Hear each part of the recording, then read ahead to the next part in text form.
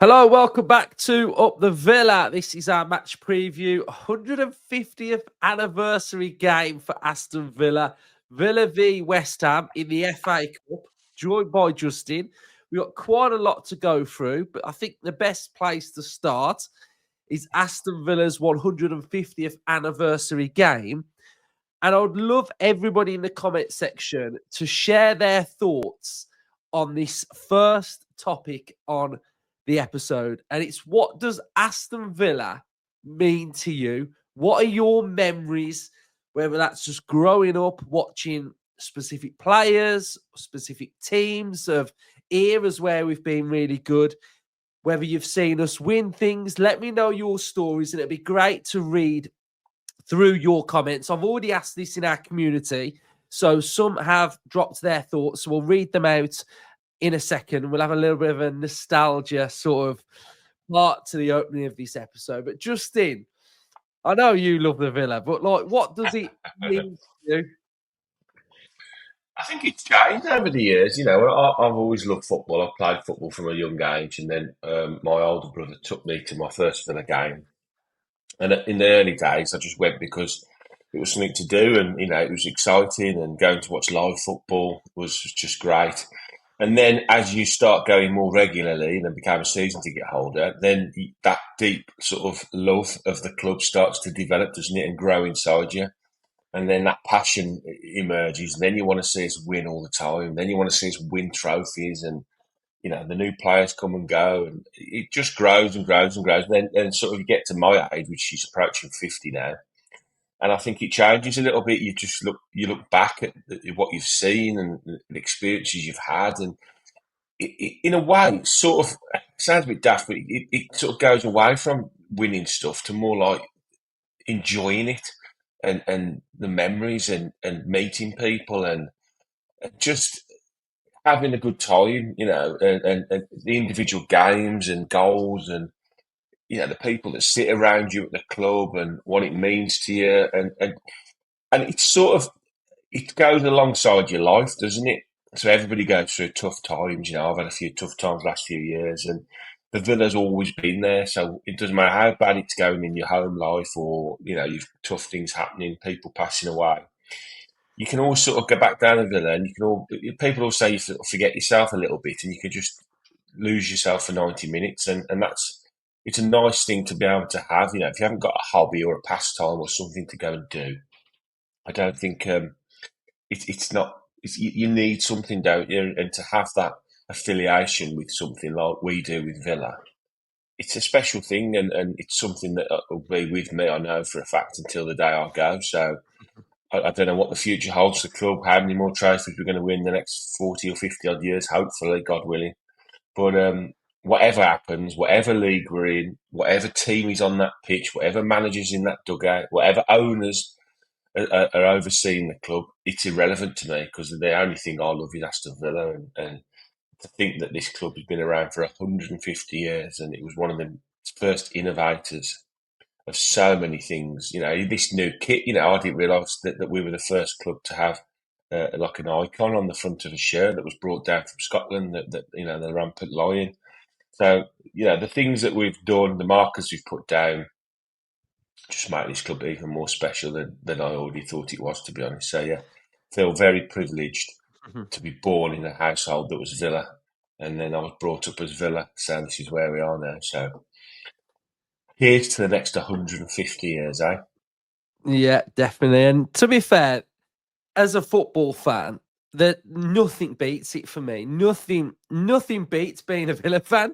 And I know sometimes at 5 o'clock on a Saturday when you've played crap and you're thinking, oh, what? You're walking out thinking, why are we doing this? It's terrible. But the bigger picture is like the love of the football club. We see players come and go, managers come and go, but the fans, we're always there. And just that history, that heritage that as fans, we're sort of like born into. And I think the amazing thing about being a football fan and, being a Villa fan is like what you've touched on, the people that you meet along the journey. I had this weird feeling on Saturday, and it's called something, but I can't. You might know what it's called. It's where like you're in the presence of like a lot of people, and you're thinking about like the different people that are like watching the game, and you're standing there, and it's called something, but I can't think what it is. But it was a really weird feeling, but it's like everybody's there for the love of the club and the team and the badge and the name, and you can't beat it. And like what you've just touched on, there's always something to find out about with Villa, the history. Like I'm the same. I read what Villa had put on the website, and I was like, God, we were the first innovators to put a badge on a kit. Like that's mad in itself, and you've learnt something new. And I had the 150-year book. Ryan got it me for Christmas, and you look through the pictures, and you start seeing faces, and I know a lot about Pongo wearing, but some people don't. And you read that story of how many goals he scored in a singular season, and there's just so much about it. And there's a lot of fans that have seen different things that other fans haven't seen. I was very young and I can't remember lifting the League Cup, but you've seen us lift the League Cup, and your memories are you can remember that, and it'll last with you forever. So, it's amazing supporting this team, and I live and breathe Villa. I wake up, first thing I think about, what's going on, go to bed, and I think doing this sort of like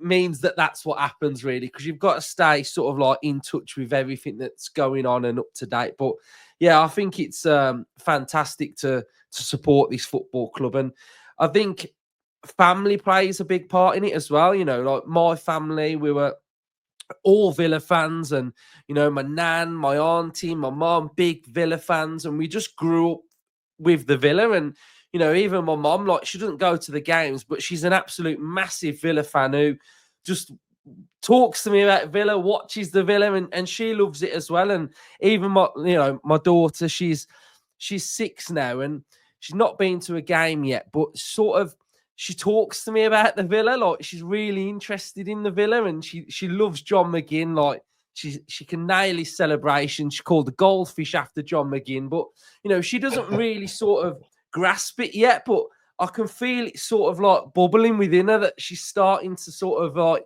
get to that phase where she'll turn around and go, I want to go to the Villa. And I'll be like, right, we're there. So yeah, family plays a big part in it, and I just think it's absolutely massive. So the kit, Justin, I know you love your kits, and we've sort of been eagerly awaiting what's been happening. There's been mock-ups, there've been different types of variations, but it's dropped.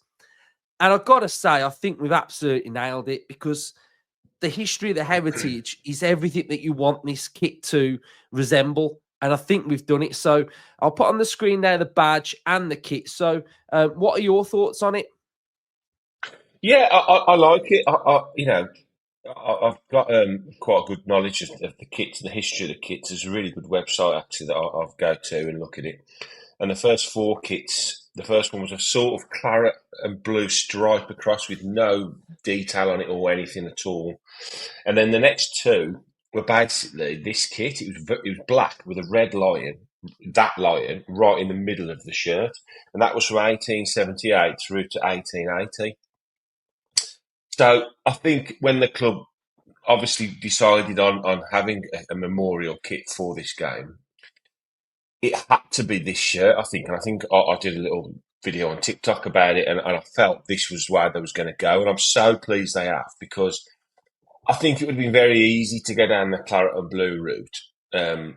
They're our colours, always have been, always will be. But I think when you go back to the evolution and the start, the genesis of Aston Villa, you look at the first probably 10 kits, there wasn't much claret and blue in that. We didn't settle on that really until probably 20 years in. So I think this kit makes a lot of sense. I think it looks really nice. Black is always a nice kit colour, isn't it? And the red just pops on it. The lion is the critical part of it, because it took up most of the middle of the shirt.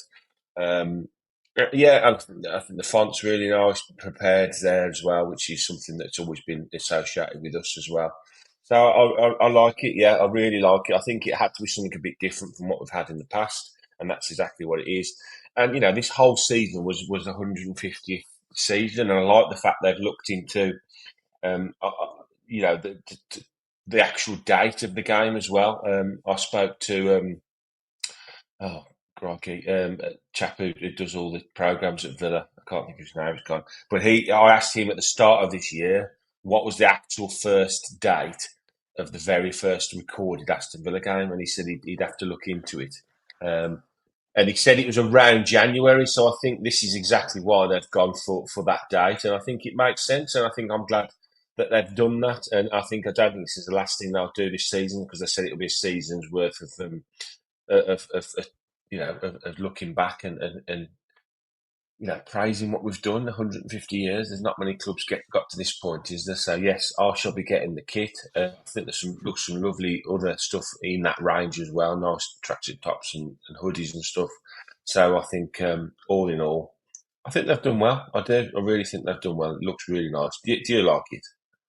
Yeah, I like it. Yeah, I like that it's very basic, and that's what I Yeah. like about it because you've got to think of if you put this badge or something on a kit that's very modern, like say the kit that you're wearing, it just wouldn't look right. It's got to look a bit old school.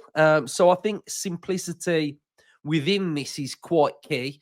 And I think they've spoke about sort of like the lion and William McGregor and the Scottish lion and etc. And I think it looks really cool, and I think it's one of them kits that I think you can wear probably just with a bit of anything. You don't have to sort Yeah. of look like you sat in your kitchen doing a podcast, Justin. Not like me. No. I think it's important they kept it very basic because if essentially in those days you just grabbed whatever you could and played in it. And the evolution of kits, obviously, over the first probably 50 years of football, only really started getting going probably early days of my lifetime, 60s and 70s. I only really started having sponsorship and proper thinking about selling kits and making money off kits.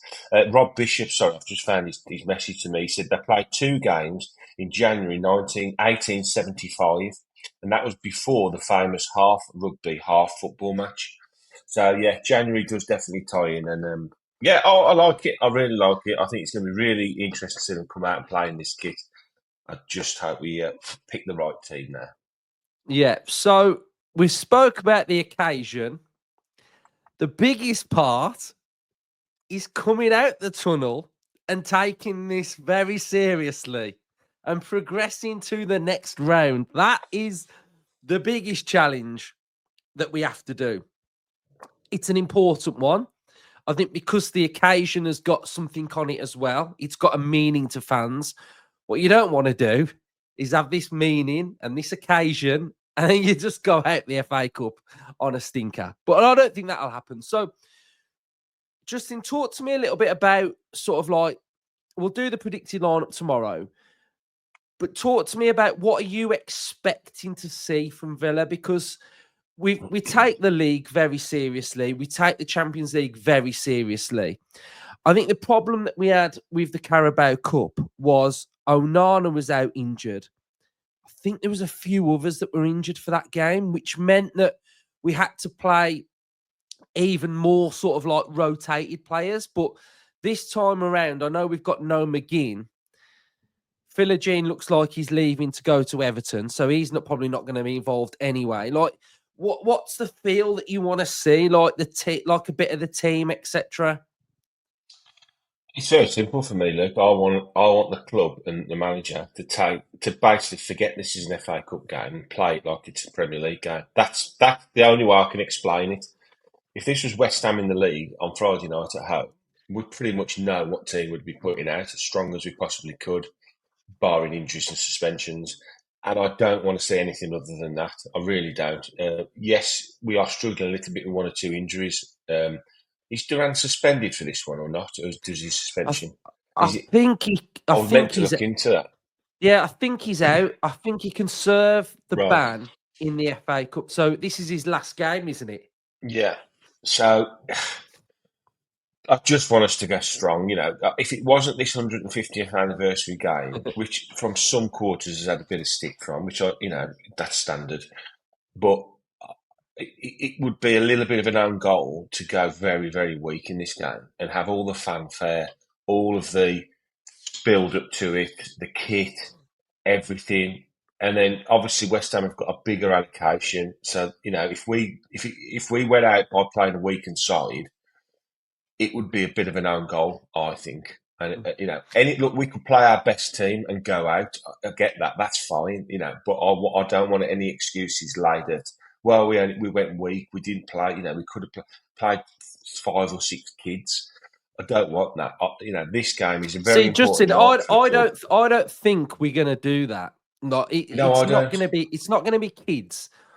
But what I feel like it's gonna be Kamara out, Onana in, Tielemans maybe after playing there, McGinn's out, but you'll have Ramsey in there as well.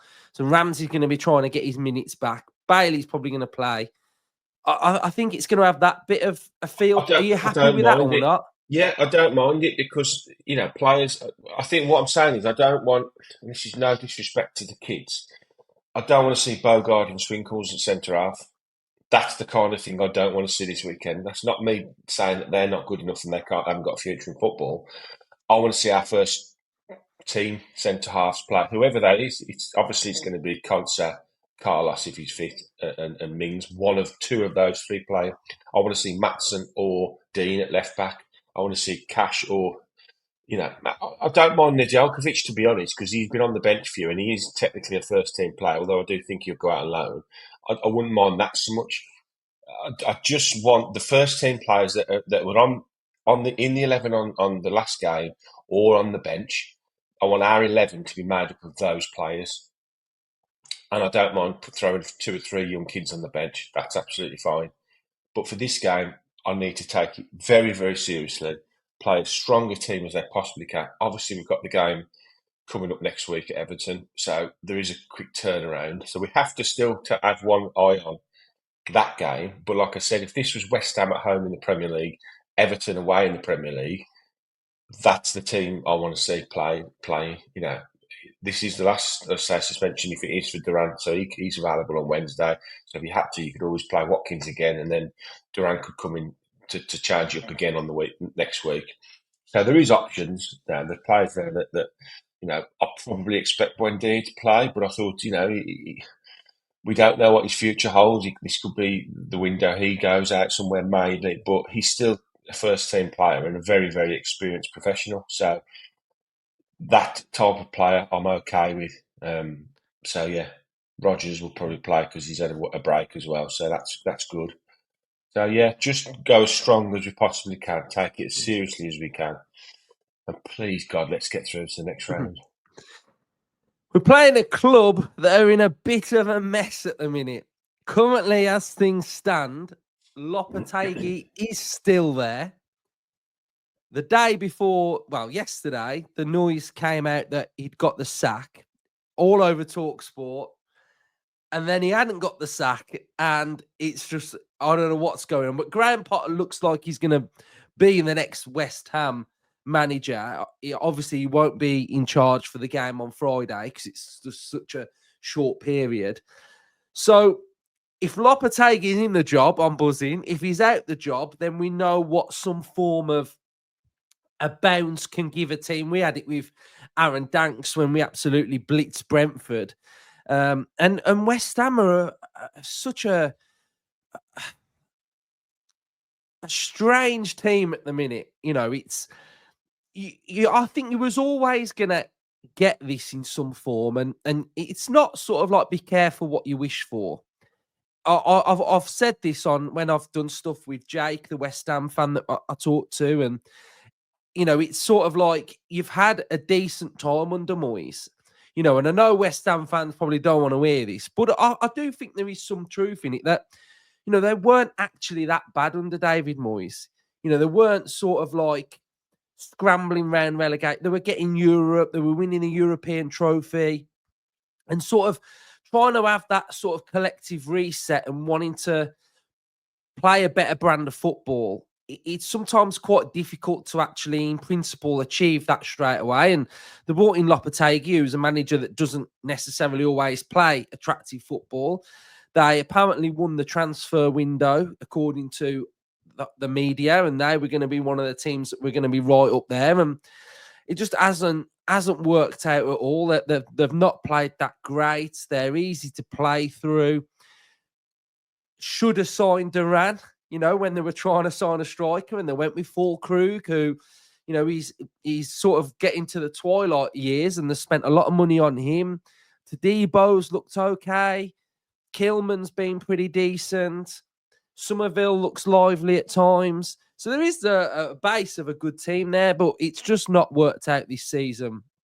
And I guess they do need to find a new identity. But, they've got really dangerous players like Kudus, who, if he's on form, can pretty much destroy any team in the Premier League. Bowen's going to be out for this game. He's injured, which is a big plus because he generally scores against Villa anyway. So what have you sort of made of West Ham this season, Justin? Yeah, they've just been one of them teams that's just disappeared sort of into a little bit of oblivion, haven't they? And I can see the frustration from West Ham because they did have that great couple of seasons under Moyes and, went on to win a trophy, and he'll always be remembered for that, won't he? Like I've always said, if Unai Emery stays with it for 6, 7 seasons and wins nothing, yes, I'll always remember it as being a really, really exciting time. But I think I'd rather say, wow, we won that trophy. So we always look back to things that we've won in the past, haven't we? And West Ham will always have that with him. And I think they pulled the plug probably a little bit too soon. I understand that his age was going against him. They wanted somebody, a bit more. I don't know. This obsession with foreign managers, I think sometimes it's not really fair. Because I think he did a good job, and he's come in with this new brand. But I don't, to be honest, I don't, and I didn't get the fuss about Lopetegui when he went to Wolves. A lot of my Wolves mates were like, "Oh, he's brilliant. He's this, he's that," and I looked, I thought he's got this history of just not doing that well and walking away from things, and I think he failed miserably at Wolves and walked away when it got tough.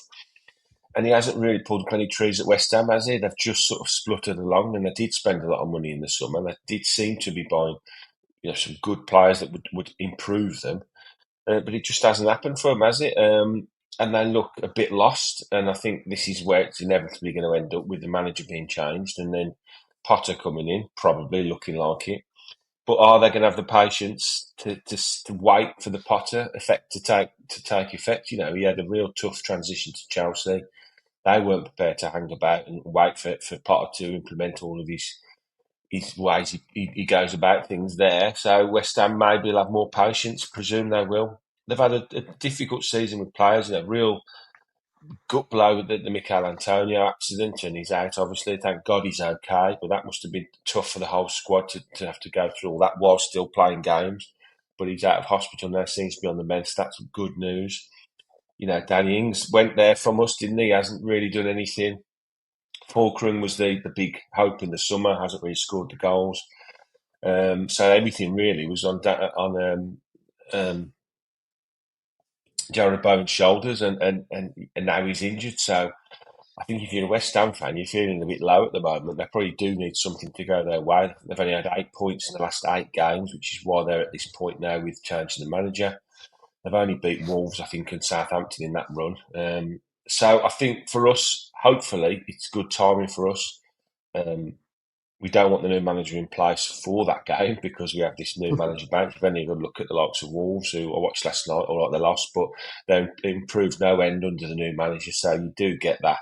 Everybody has a clean slate, don't they? So for me, I hope that they stay in turmoil for another 3 days and then they can sort themselves out next week. Yeah, definitely. So it's going to be interesting. We will have the predicted lineup that's going to be out tomorrow. So we'll have a little look more in depth tactically at sort of like West Ham and how they can set up. And I think it's me and Hannah on. So we'll try and predict the lineup, and hopefully, Justin, you're happy with what we come up with. So just touch on, I haven't really heard your thoughts on the transfer window. Marlon looks like that one's pretty much going to be happening. We've got Philogene today, some noise that Everton are looking to have him on a permanent. We've seen rumours of Barry going to Derby, Gauchi going, Mingueza, right back signing. So your thoughts on everything that you've seen? Yeah, interesting. I think everything is leaning towards the two sort of players, the two positions that we thought, an attacking player and a right back. Um, I think two of the deals they would have liked to have done in the summer would be to add in those two players, but it couldn't be done for whatever reason. I think the Philogene Badace experiment, I suppose, of bringing him back. I think it's a difficult one because he was let go and play football with this clause to bring him back if they wanted to, and then he had such a good season.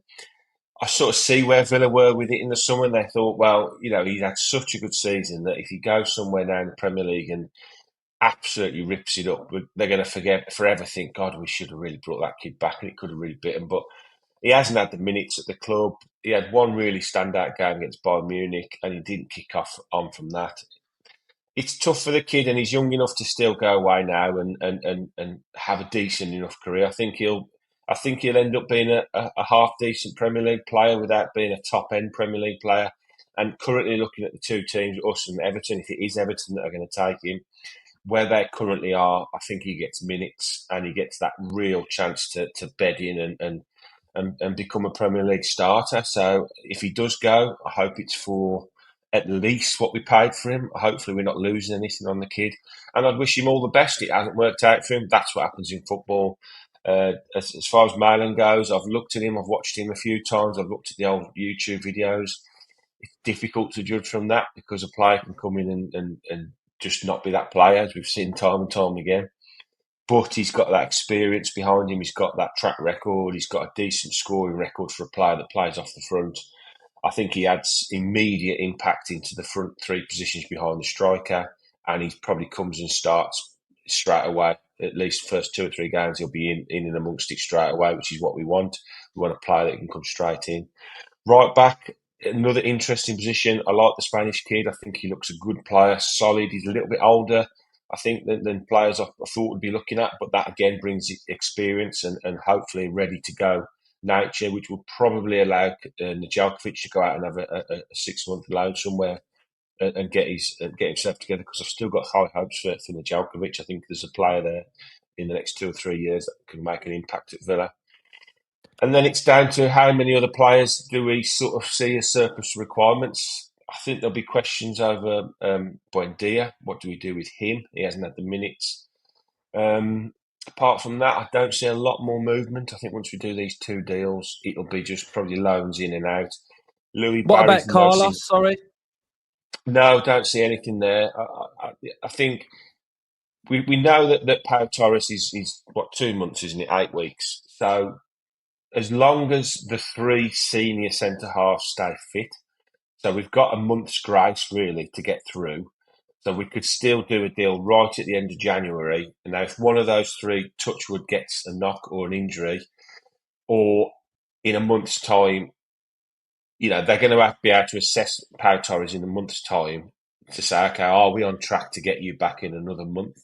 And then they'd look at the games we're playing. If it's looking doubtful and it's going to be longer term, they can always dip into the loan market. We haven't got any loan players, so we can do that. But I don't really, unless a top centre half target that we are tracking becomes available, and there is people sniffing around. There has been for a couple of windows now, Carlos. So unless there's a deal there to be done with a player they really, really want in those position, I don't see a centre half coming in unless it's a loan deal at the end of the window because of injuries. So yeah, it's not a window for wholesale changes, is it? I think 2 or 3 in is maximum. And then it's down to loans. As I say, Louis Barry's the interesting one for me. He comes in and I think he stays around all of January to be properly assessed. And if his levels have gone up, which they look like they have, a lot of people saying, oh, it's only 2 leagues below, he's blah, blah, blah. But let's not forget the likes of someone like Harry Kane, who went and had absolutely couple of great loans, then came back into the fold at Spurs. He scored his first goal against us, didn't he? That's a deflected free kick at Villa Park. It's all he needs. He's the type of player that just needs a chance, and if he gets a chance and gets a goal, could that be the one that kicks him on? I don't know. Interesting to see what they do with him. I'm excited to see him back at Villa and what the manager makes of him. But we'll know if he makes a matchday squad in that month. and gets on, then we know we retain him, I think, because I don't think he can play for anyone else if he plays for Villa. So we'll know pretty quickly if he makes a matchday squad that he's going to be retained. Yes. I've just remembered I forgot to read some of these fan comments out as we got to the end. Right. Let me read some of them out then. And then Nice way to finish, though, Luke. Nice way to finish. We've got a few. I think we've got 6 that I've picked out. So we'll go with these then. So Tony D 1874 has put, he was at Wembley in 96 thanks to my cousin getting tickets 2 days before. Got to my seat 10 minutes before kickoff, and the sight of a full bounce in Wembley with singing like you've never heard was something to behold. We played total football that day, and Savo scored that goal. Athletic Madrid at home, UEFA Cup quarter-final. Although we were knocked out, the atmosphere was unreal. Stan scored a banger, and I think we would have gone on to win it up the Villa. We've got Kevan has said that when we beat Barcelona in the Super Cup 3-0 at Villa Park, great night. I was right at the back of the Holt End, and it was rocking that night. We've got Kieran, who has put, my favourite memory was being in the Holt End when we played Tranmere Rovers. We were 3-1 down from the first leg, so tough ass to pull it back, but we did 3-1 to us on the night. Extra time, then the nerves of the penalty shootout, which we won with some awesome saves from Bosnich. The whole match was an amazing atmosphere at Villa Park, was rocking. It was the loudest I've ever heard it in all my years supporting Villa. Best memory was being at Wembley when we beat Leeds to win the cup. Savo scored that screamer and we dominated the game. To be there to see us actually win something was amazing. Robert has put, then this is what I was kind of talking about with like family and Villa. So came from a football-loving family, as my mom supported Man United, and we went everywhere when she was younger, and my dad was a Wolves fan. My dad took me to 2 or 3 games a season at Villa Park in the early mid to 80s. Being a season ticket holder for 36 years to date, I was 20 when I saw Villa win the league in 94 at Wembley against Man United, and then again 96, battering Leeds at Wembley 3-0. We've got David has put random one, but one of my favourite games was against Athletic Bilbao in the UEFA Cup at Villa Park. My first European game from memory. The Holt was being renovated, so my dad and I sat in the upper Doug Ellis, and we were surrounded by Bilbao fans passing wine and smoking cigars. We were just above the away supporters who were in the lower north. It was like a party that night and a great atmosphere, totally different to a normal game. Andy has put so many, but the Inter Milan game stands out. Nothing like Europe night games. Ronnie Rosenthal missing an open goal in front of the Holt. Wet myself laughing. We've got a few more. So we've got avfc 79. By far my favourite game was the playoff final. Sat in the players, family and friends section. My dad's mate played with Super John at Hibs as the website crashed and we couldn't get more normal tickets. The limbs for the goal, then they scored and we couldn't watch the last 10 minutes. We were terrified they'd score. When the final whistle went at Wembley, erupted, and watching Super Jack lift that trophy was magical. I even got a shirt from the season signed by the whole team and Dino framed in my room from McGinn. Class game, class atmosphere. Got to love McGinn for that as well. Brendan has put, has put Coca-Cola League Cup winners 94. I still have the woolly hat. It was the first time I've seen Villa win a trophy in real time, but on TV. The first goal seemed to take a lifetime to go over the line, but we'll never forget the feeling when Dino's pen hit the net. We'd done it. We'll never forget that feeling ever. And the emotion and the relief at the same time. I just burst out crying. And then we went on and did it a few years later. And then we've got a final one from Mark, who lives in Australia, who talks to me quite regularly. So he's put, hi, brother. If it's not too late to get previewing. My memory is the League Cup final, heading to Wembley in 94 with my granddad and uncle on a packed Villa coach, singing all the way to the Two Towers. An ocean of claret and blue flags across the stadium, the noise deafening when Dalian prods us home, starting to believe when Dino put us puts a leg out for two. Bozzy pulling off a miracle save. Daly rampant down the wing, and finally a penalty to seal the win and calm the nerves. Limbs everywhere at the final whistle. Amazing scenes as the cup was lifted and the day was claret and blue. One of the best days of my life, brother, and one I will never forget. That's Mark from Sydney. So those are the thoughts of the Villa fans. So wonderful to hear some nostalgic memories.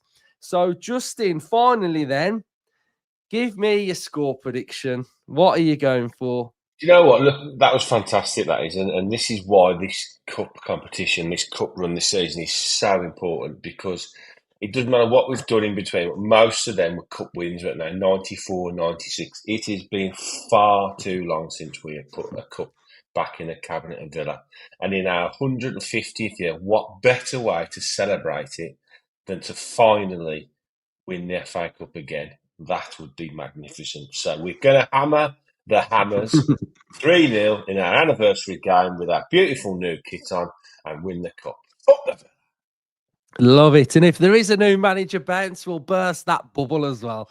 So Yes. there we go. Right, I'm going for a Villa win. I'm going for a 3-1 Villa win. So Villa fans, share your thoughts of what Villa means to you. Comment your thoughts in general over the course of what we've discussed on this episode. Subscribe, smash the likes. Up the Villa. Up the Villa.